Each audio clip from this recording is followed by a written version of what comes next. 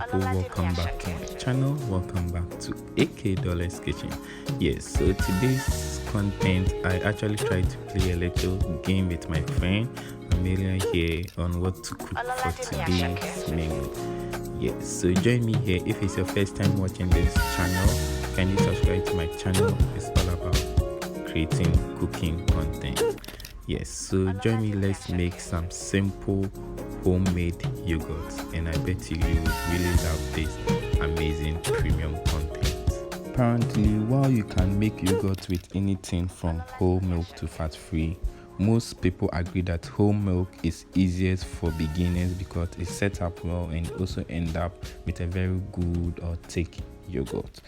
Yes, so moving on, yogurt can be made from room temperature milk, and for the best or most consistent result, most experts recommend you first boil the water to about 100 degrees Celsius. Then you add up your milk.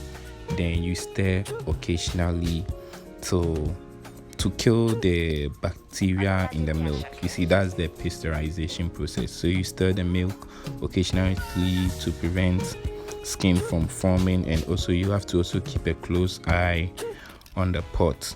So once the milk is around 100 degrees and you are done boiling, you also start getting your culture ready. Yes, so this culture basically is what turns the boiled milk into yogurt.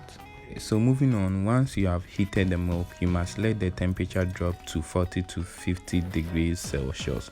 You can use thermometer to monitor the milk's temperature, but in our video we just use our palm to detect the hotness of it. Yes, so once that is done, we do that because the starter culture, it contains two bacteria which basically ensure the fermentation process.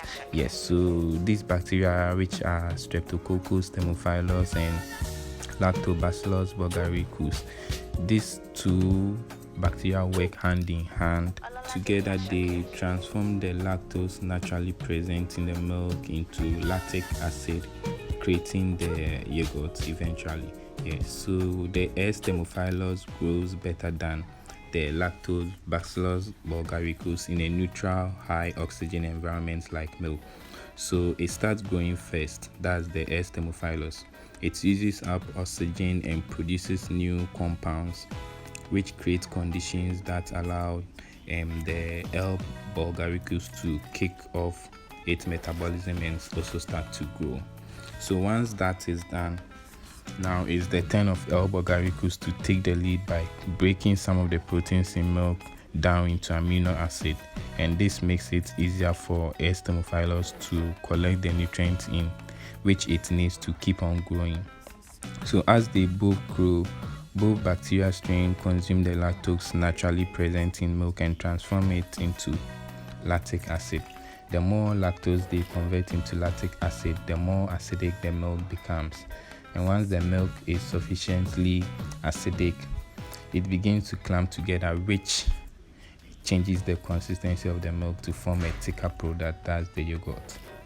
Yes, so that's the biochemical knowledge or concept behind the yogurt formation. But let me take you back to how this yogurt is actually formed. So once you end up adding your starter culture to the 40 to 50 degrees Celsius boiled milk, you stir it to uniformly mix, and you close it slightly because you have to ensure that oxygen is there, and also we use the napkins to cover it to also increase the effectiveness of maintaining that 40 to 50 degrees, because that's where the culture work well.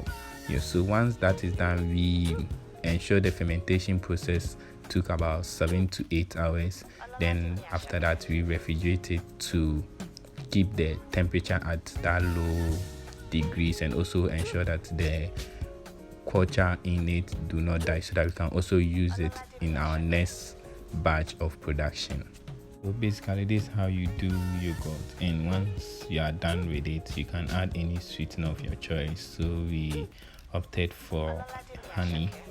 Yes, so thanks for watching this video. I know you would definitely give it a try. Bye bye.